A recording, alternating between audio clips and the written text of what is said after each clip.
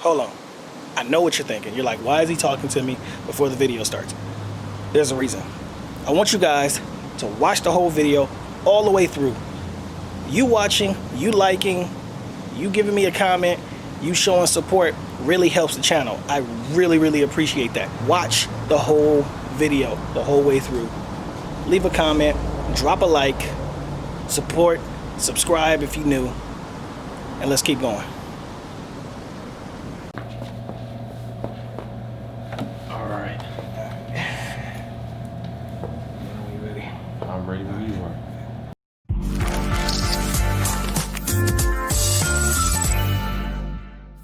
What's good, everybody? It's your boy IAmShaneBlack, back with another video. Thank you guys for watching. Thank you guys for subscribing. Thank you guys for liking and commenting on these videos. We are pushing to 3,000 subscribers. I appreciate each and every one of you. I'm here with my boy Royal Walker. He's gonna give you a little bit of background about who he is, what he does, and then we're gonna get into the important topic of today. So without further ado, let's get into it. What's good, my boy? How you doing, man? What's good? Good to see you. Now, we're going to tell these viewers who you are, what you about. My name is Royal Walker. I'm a personal trainer in the Los Angeles area.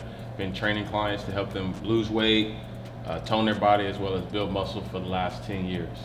For sure, that's good. I'm glad you're giving back to your community. Yeah, now, man. Speaking of community, Uh-huh. I want to talk about this Black Lives Matter movement we have going on in these LA streets. It's a big topic, man. It's a huge topic. So, first of all, have you been to any protests? I have not. Okay, so we're gonna get in those streets. Next video, you will see us in these streets protesting for Black Lives Matter. Being an African American male, have you ever felt or dealt with any racism? I'm sure you have, but any instances where you kind of didn't expect that from people? Or growing up, let me put it like this, growing up, were you ever taught how to react towards police?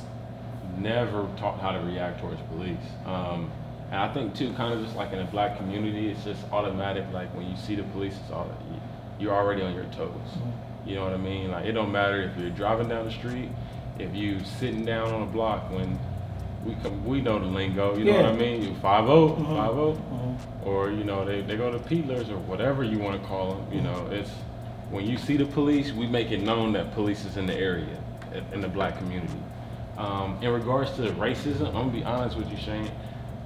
If I've ever experienced racism, it has been covert, where I didn't notice it as a kid, and even now as a young adult, I don't feel like I've experienced racism that much, if not at all. Well, that's rare. That is rare. That's rare. Me coming from my background, and I have dealt with racism, and it's just kind of like not odd, but do you know how to react to if your friends that were your friends in high school and college looked at you a different way? Like if they called you a certain name, would you look at them different? Would you feel some type of way towards them? If your friends of a different race started calling you that word, I'm sorry. No, you're good. You're good. No, it's good. But you know, if they start calling you racial slurs, how would you react, and would you look at them any different? For one, I don't say racial slurs my damn self. But I don't have friends that use the word or even with like the ER, nothing. Nope. You know what? Honestly, with my black friends, yes, we do use that term. But when we use that term, it's kind of like it is a term of like endearment. You know, that's your boy. You know what I mean? To use that word, you gotta have a certain. You gotta be at a certain position or a certain place with the guy that you're talking to about it. When I play basketball and I'm pissed off, especially if I'm pissed off at another person, I'll use it as a word of like a word to damn, like an insult. You know what I mean? So there's different ways to use that word. How do you feel like it's used today in rap music, hip hop music, in our culture? I think it is the culture. You know what I mean? And I think just like with any word, it don't matter if it's the B word, the A word, whatever. It is the way that you use it. But then there are also words that I don't say about other races that they have that are insults or that they might use in between each other too. I definitely think that the N-word is a word that you got to be careful who you saying it to, who's around you. Because some people of our race don't like that word either. At all, man. It's like, and it's all in the music. Yeah. And it's crazy because at the end of the day, everybody want to be black, but when the shit hit the fan. When the shit hit the fan, then they don't want to be black. Right. You know what I mean? It's a lot that's going on right now that, you know, I've driven from here to El Segundo to South LA to Cerritos to anywhere, and I'm seeing more non-blacks standing up and protesting, which I haven't seen in the past. Yeah. And that's the shock to me. I also feel like, I don't know if they're doing it out of pity or they're really meaning it, because where were you when, you know, this happened years ago? You know what, dude? What got y'all fed up to this point? Like, I'm with y'all, but why now? Is it because it's affecting y'all dollar, or is it like?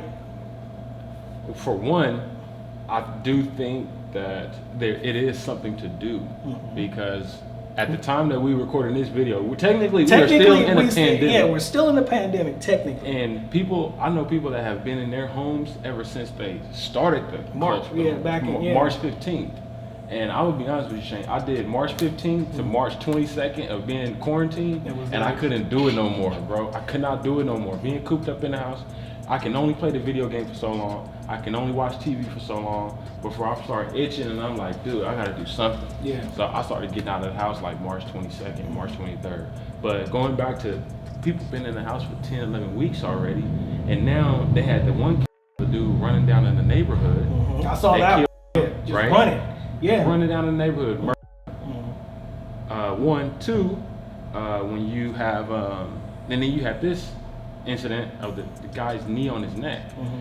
And now people are starting to get out, and they were slowly starting to open everything up. Now people have a reason to get out of the house, and now they have a reason to disobey authority now. So now that's why they out and about, and they looting and doing all that kind of stuff. And then two, the looting, to me, the looting was not a direct correlation to, like, they were taking the protesting as a form of them being able to loot. But go ahead.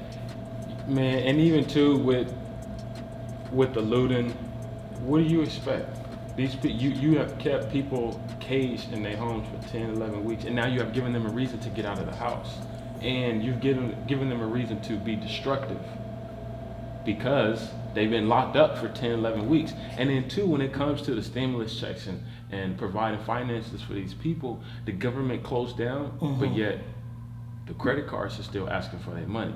The phone companies are still asking for their money.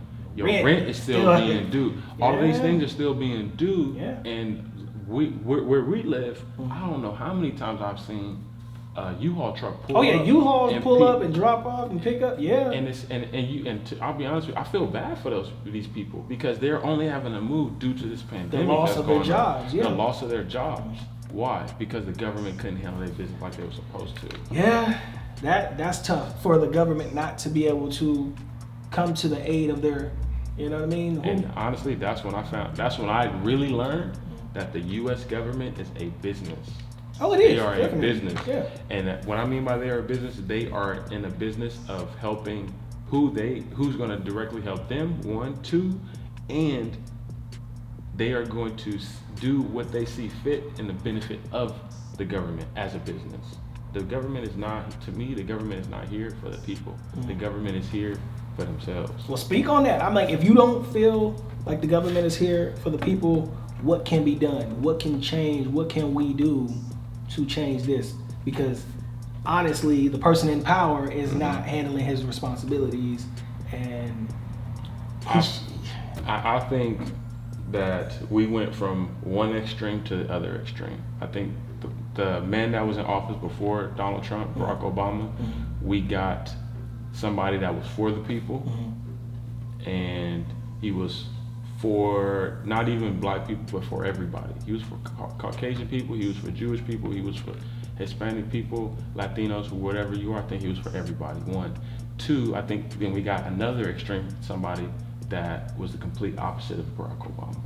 So in essence, I think it balanced everything out.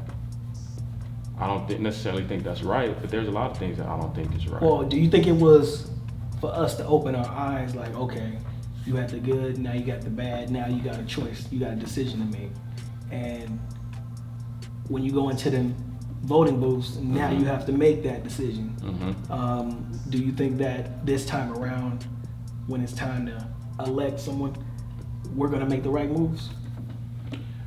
Well, I personally think that Donald Trump got into office off of cheating. I don't think that he rightfully won the presidential votes, electoral colleges or whatever you want to call them. I think he cheated, and I think Russia or whatever they were trying to figure out how he cheated, he actually got in. So I don't think we necessarily voted him in.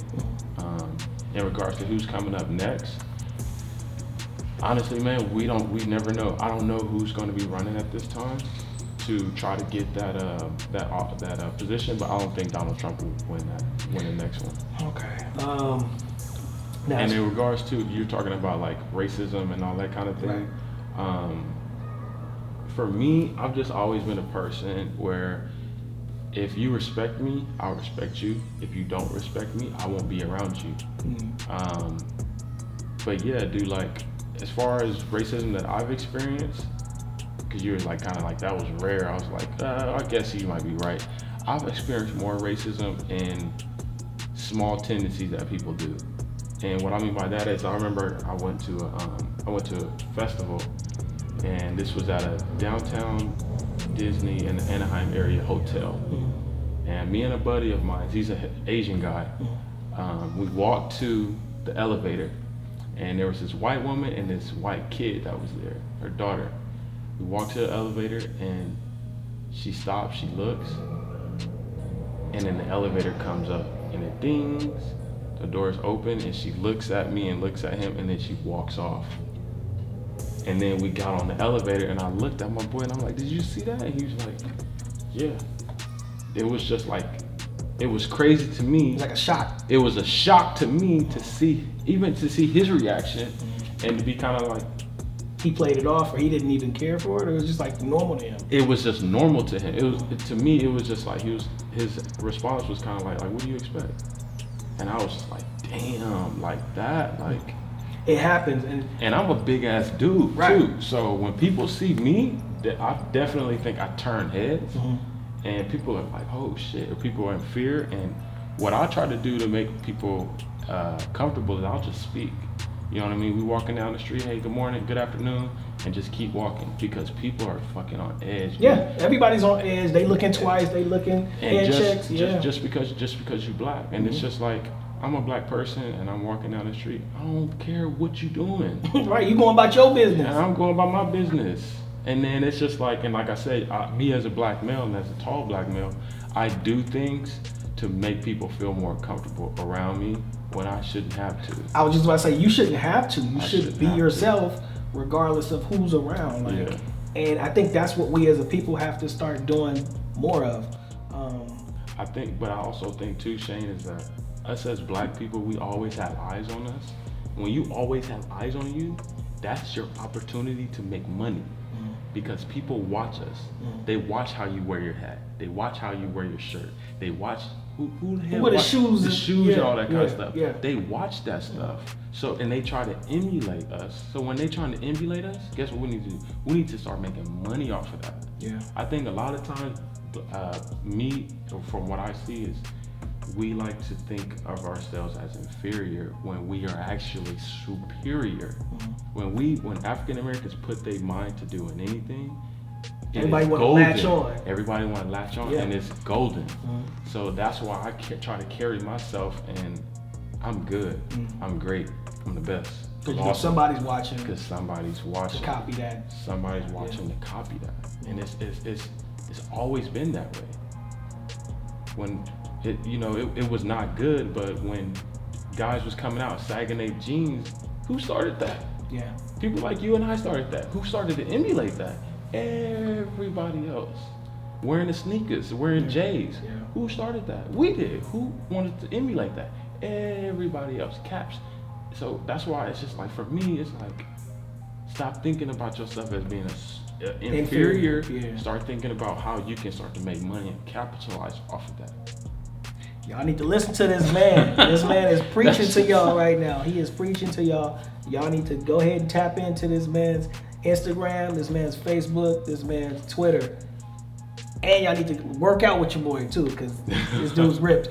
And he will get you in shape. He will get you eating properly. But this Black Lives Matter movement is something serious, and I am glad it's going on. You guys need to be out there protesting and standing up for Black lives, because it's too many of our people being lost.